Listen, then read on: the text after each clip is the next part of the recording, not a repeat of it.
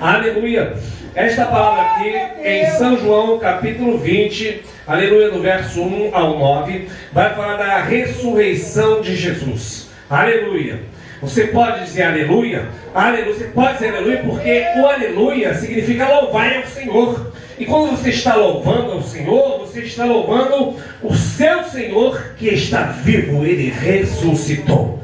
Ele venceu a morte. Aleluia. Ele é a primícia dos que ressuscitam. O que é a primícia, irmão? Aleluia. Na lei de Deus, no Antigo Testamento, aleluia, quando se fazia a colheita dos judeus, preste atenção nisso, aleluia, pegava-se, aleluia, o seu campo estava cheio de cevada e trigo, aleluia. E o que acontecia com a cevada e com o trigo? Não é? Você tinha que colher o seu campo para levar o alimento para a sua família durante todo o tempo, aleluia, até ter a próxima colheita. Mas antes de você colher para você, aleluia, a ordem de Deus é que você tinha que tirar a primícia para Deus. Então você tinha que ir até o sacerdote, falar: sacerdote, eu quero fazer minha colheita, então primeiro eu quero tirar as primícias para Deus. Por quê? Porque Deus come trigo, cevada? Não. Mas a Bíblia ordenava que os levitas tinham que viver daquelas ofertas, eram separados só para Deus. Então ia lá você e o sacerdote pegava a primícia e depois falava assim: agora você pode colher. Aleluia, está abençoado. Se não obedecesse a lei das primícias, a chuva não viria, essa pessoa estava amaldiçoada. Aleluia, estava desobedecendo a Deus. E Jesus, nessa colheita, Jesus, ele é a primícia, ele é o primeiro a ressuscitar. Aleluia. Mas não é sobre a ressurreição que nós vamos deixar aqui nesta noite para que você medite. É a seguinte expressão que nos chama a atenção. Verso 7. A Bíblia diz que quando Jesus ressuscita, vai João e Pedro correndo, porque é avisado: ó, Jesus não está lá no sepulcro não, estão correndo. Quando chega lá, João fica do lado de fora olhando e vê os lençóis no chão. Pedro, ele passa de João, corre e entra. Verso 7 diz, e verso 6 na verdade, ele chegou Simão Pedro, seguia no sepulcro, viu no chão os lençóis. Verso 7, e o lenço que tinha sobreposto a cabeça de Jesus estava enrolado uma parte na mesa, naquela tipo uma cama, um balcão em que o morto estava ali. Em algumas traduções, tá, diz que esse lenço estava dobrado.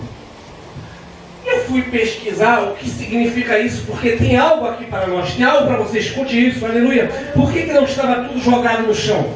Tinha um lenço dobrado, aleluia. Sabe o que significa isso? Mas isso é tremendo, aleluia. Preste atenção nisso, senão você vai perder a bênção, aleluia.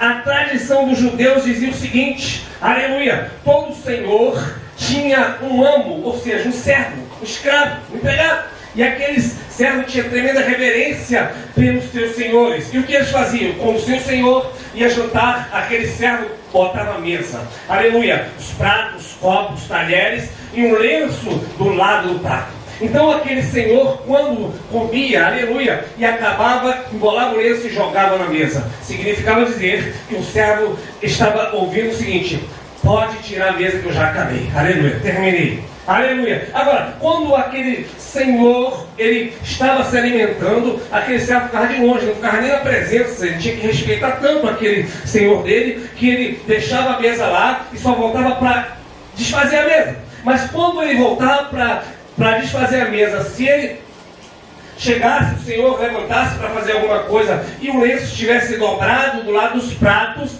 ai dele se trocasse na mesa, porque o lenço dobrado significava o seguinte: o Senhor estava falando para o servo: eu vou voltar.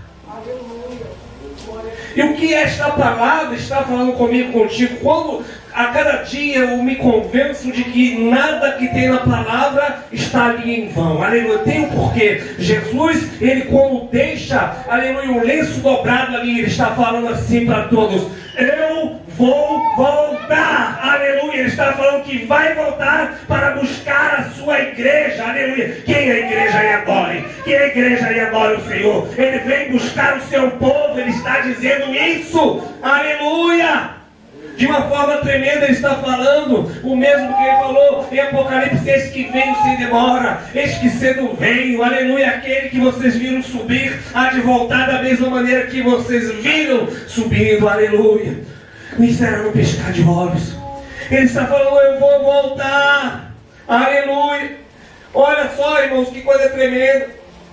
Lençol no chão, está dizendo, acabou, está terminado.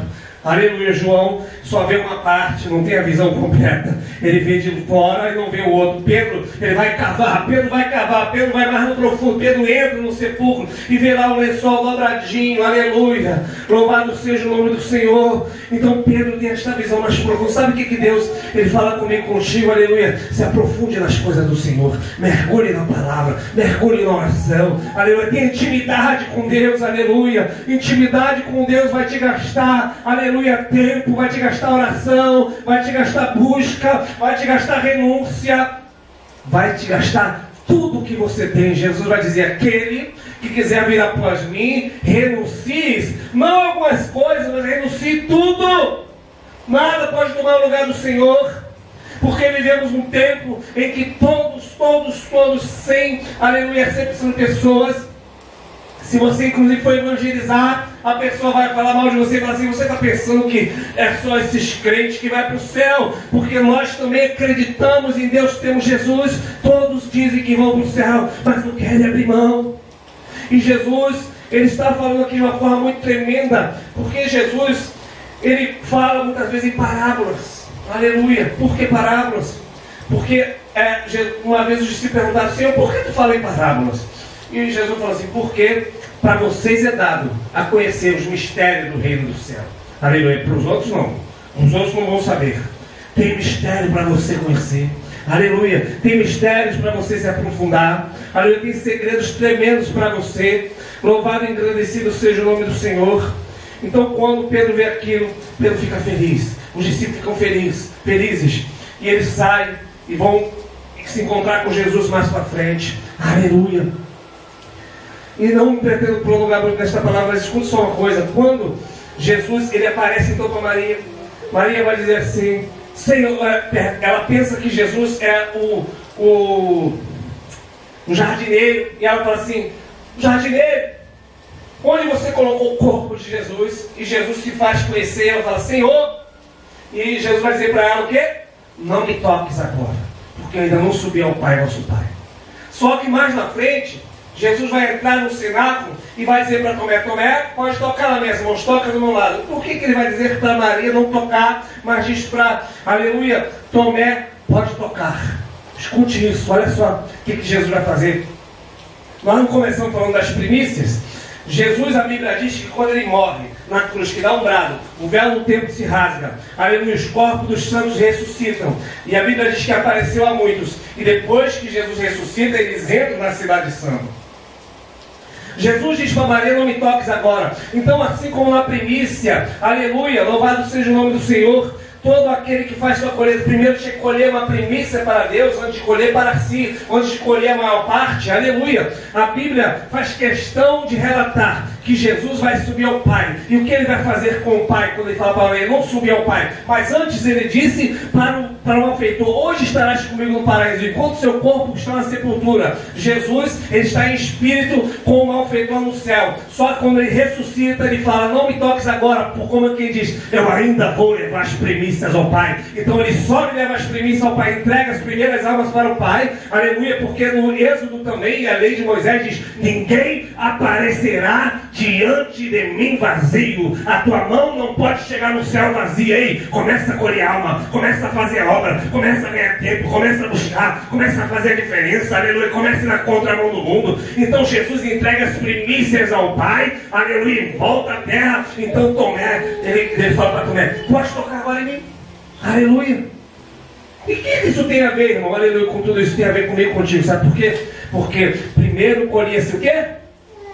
As primícias. E depois vinha a colheita geral. E escute isso, a colheita geral é a igreja, que o Senhor vem colher a qualquer momento. Ele vem colher o seu povo, aleluia. Ele vem colher a sua igreja, aleluia. Ele vem colher a mim, você. Ele vem colher o seu povo. Mas cadê a igreja do Senhor? Você tem se preparado? Você tem se preocupado com isso? Você tem buscado? Você tem, aleluia, enchido suas candeias de azeite? Você tem pensado o seguinte, nós temos que viver como se o Senhor Jesus fosse voltar hoje. Porque quando ele diz em Apocalipse, eis que cedo venho, Ele sabia quando ia vir, né? Porque Jesus, quando está na terra, ele diz: aquele dia e hora, ninguém sabe, somente o Pai. Mas agora em Apocalipse ele diz: eis que cedo venho. Agora ele já é um com o Pai. Então ele sabe. Ele poderia dizer que vai demorar, porque quando ele fala isso, eis que cedo venho, no penúltimo versículo da Bíblia diz: eis que cedo venho. Ele sabia que foi há 2000 anos atrás, ele sabia que ia demorar pelo menos já faz quase 2000 anos. Então ele podia falar: vai demorar um pouco. Mas por que ele não fala isso? Ele fala: cedo venho.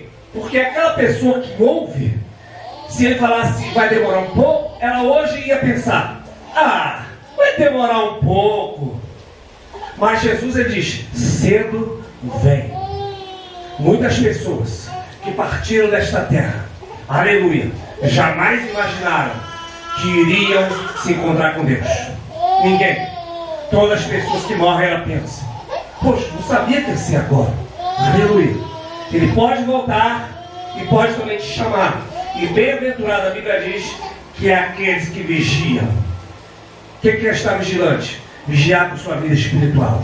Quando fala examinar-vos a si mesmo, examinar para ver se você está de pé diante de Deus, para ver se você está na santidade, para ver se você está no pecado, para ver se não está acariciando algum pecado e oculto, coisas do passado, das velhas criaturas, da velha pessoa que era corrompida pelo mundo. Aleluia.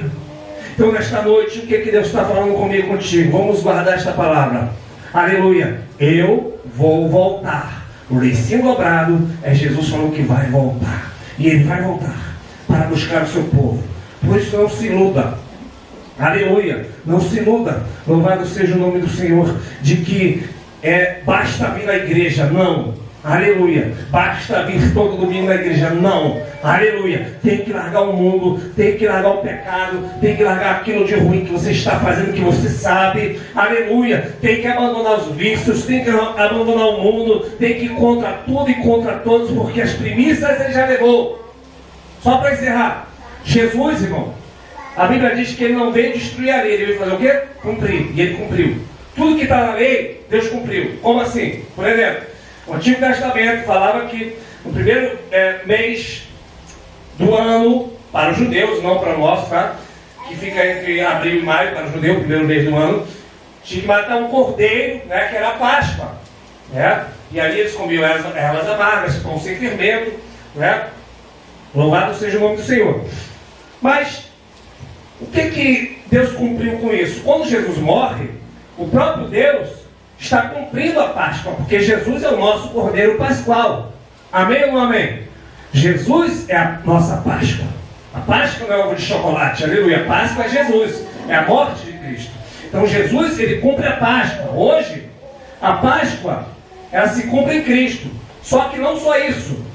Ele morre na Páscoa, fica sepultado no dia dos pães ázimos, porque ele é o pão vivo que desceu do céu, ressuscita nas primícias. 50 dias depois da Páscoa havia um dia de Pentecostes, por isso que é Pentecostes 50. E o que aconteceu no dia de Pentecostes? Derramou o Espírito Santo. Então Jesus cumpriu o Pentecostes. Tudo na Bíblia terá fiel cumprimento. O calendário de Deus, ele vai se cumprir. Próxima festa, festa das trombetas. Para encerrar, eu queria falar sobre isso para os irmãos, mas muitas vezes eu fico impedido de falar. Em Hebreus vai dizer que nós temos que deixar os primeiros rudimentos de Cristo. O que é o primeiro rudimento? As coisas básicas, as primeiras coisas, as coisas rudimentares que falam da morte, ressurreição de Cristo, etc. Deus quer que a gente se alimente de alimento forte, não de leite.